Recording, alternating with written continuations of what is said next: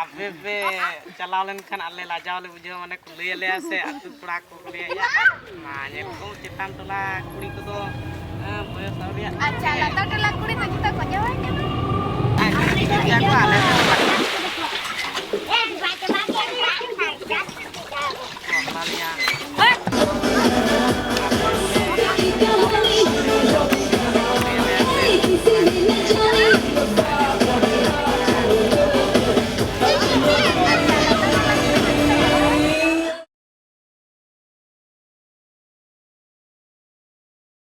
What is art?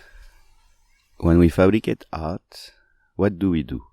What do we do when we paint a painting, a wall in a house, when we prepare a sound installation, compose a piece of music, write a poem, edit a video, rehearse a dance show or a theater performance? And once the painting, installation, video, show, music, poem is fabricated, when we look at, listen to, read it, what do we do? Last year, I showed my grandmother the magazine we published. My grandmother lives alone in a village in southwest of France. She's 95 years old. When she lived through the magazine, she suddenly said, "Look, that is art."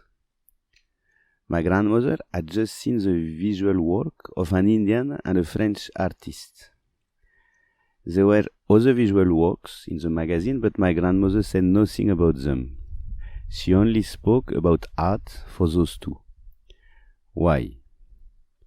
One of these works showed a woman on the left, a rectangle with curved lines on the right. The woman was drawn in yellow ochre, and the lines were in black. In another of these works, we saw a dead deer at the bottom, and at the top a shiny metallic surface.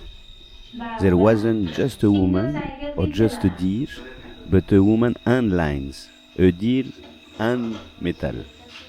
They were ants. In the show you have just seen, there are also ants. There are, for example, young people eating Chinese noodles and the video of a dancing woman. Or else, smoke and strange questions. There are ants between different people, between different things. These ants are rather special. They are the same ants we try to produce when we cook or when we combine foods to offer guests. For example, when we offer a chutney of ant and rice beer. These foods that we combine have been chosen, they have been prepared, they have taken us time. In France, no one knows how to prepare ant chutney. But there are cheese made from milk that we leave to harden for months, which also have very strong taste. And with grape juice that ferments like rice, we make wine. There are hundreds of different cheese and wines, each with a different taste. If we wish to combine them, we can't leave it to chance. They must be chosen. My father and I have found a surprising combination. The cheese that we have chosen is called Époisse. It's famous because of its very strong smell and almost liquid consistency. The wine we serve it with is called Nuit Saint-Georges. It's dark red in color and thick in consistency. Just as we pour water 12 hours before serving rice beer, the bottle of wine should be open in the morning for the wine to air until evening.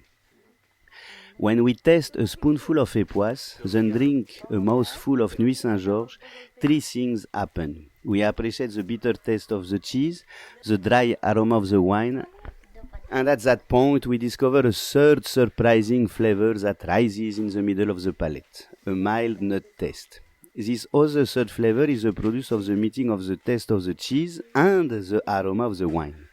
It results from their blend.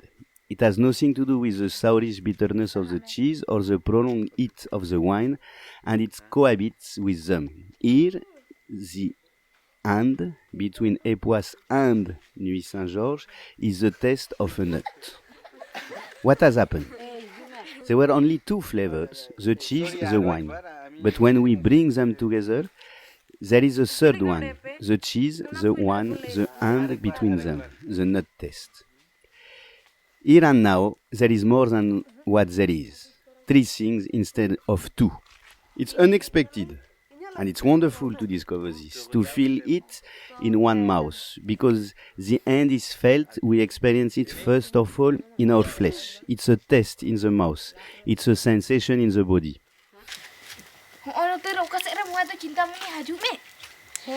তাহলে প্রথম microphone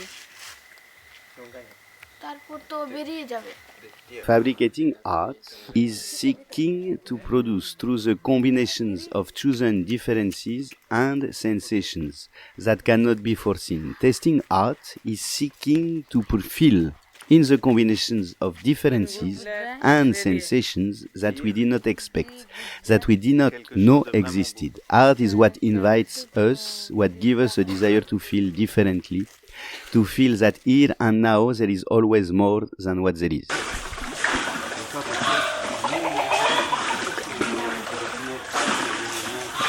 To think is to make sense. Sense or meaning does not pre-exist. Sense is made. It is produced. It is produced every time we are touched by a sign, whether we express it or perceive it. Signs are not just verbal. We think with our hands, with the colors we put on canvas or walls. We think when we weave baskets or when we build houses. For meaning to exist, it's phases that a sign emerges. When I say hello to you, a thought is produced. A small thought, nothing very strong, but a thought nonetheless. When we fabricate an institution like Trimukhi, we also think, but the thought is rarer, more difficult. We seek to carry into existence a rather improbable sign. A great work of art, a new religious teaching, a powerful philosophical system, these too are signs. Thinking is nothing but taking part in the movement by which some sign come to be. Everyone thinks, and we think all the time.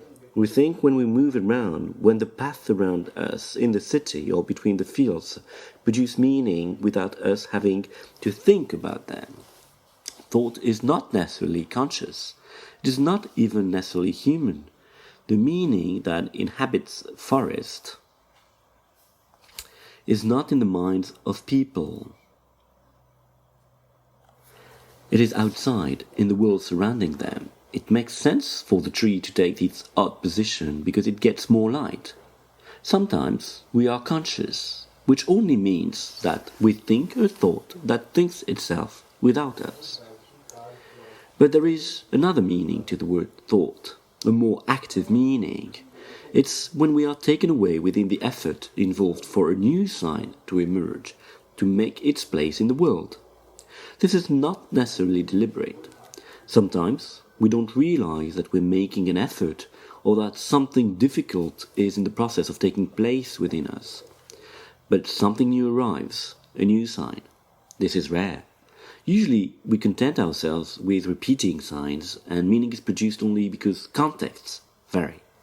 The same word, hello, will mean different things depending on the people I address. Sometimes we produce new signs indeed, but they are extensions of signs that already exist.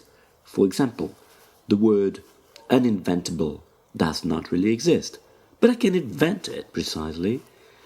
But this is not a huge invention. There are times, however, when the sign that we produce changes something in the very way signs of the same type are generally produced. For example, when we invent a new political organization, a new poem, a new philosophical thought, a new culinary flavor, a new way of loving or dancing. Thought here is a way of affecting the system of signs in which we live in the strongest form. No confusion should be made between philosophy and this exercise of thought in strongest form. Arts, sciences, ordinary practices can be equally inventive forms of thought. Philosophy is only one way of thinking. Saying what it is exactly would take too long tonight, but we can already say what it is not. It is not an attempt to give meaning to the world or to make sense of it all. We shouldn't look for meaning. We should make ourselves open to all these larval signs that line our world more or less confusedly and let them through, let them come. For when just one of them gets through, then what we are calling thinking occurs. And this is celebration, just one sign to go through. Thought is freedom. It frees the formless signs that crawl to the gates of our world. I wish you a very long celebration.